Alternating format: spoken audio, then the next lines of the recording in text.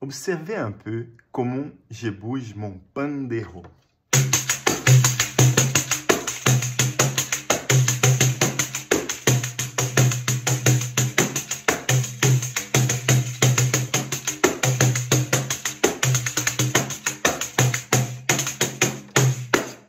Chers amis percussionnistes, bonjour. Eu sou Marcelo Costa e je voudrais vous demander d'observer encore un petit peu comment je bouge mon pandero dans ce deuxième style.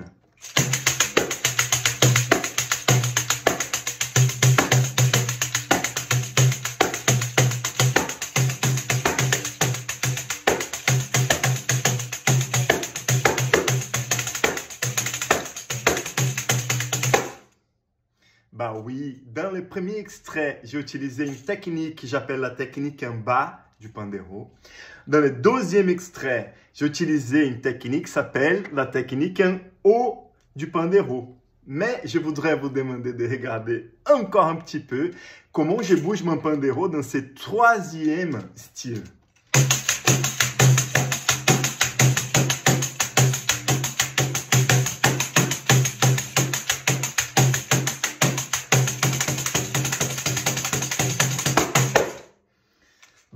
Dans ce nouvel extrait, j'ai utilisé une technique qui s'appelle la technique mixte.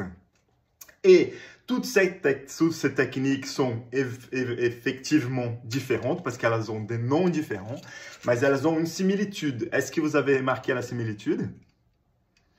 La similitude, c'est que j'ai utilisé mon travail de la main gauche. Et vous savez pourquoi j'ai utilisé le travail de la main gauche?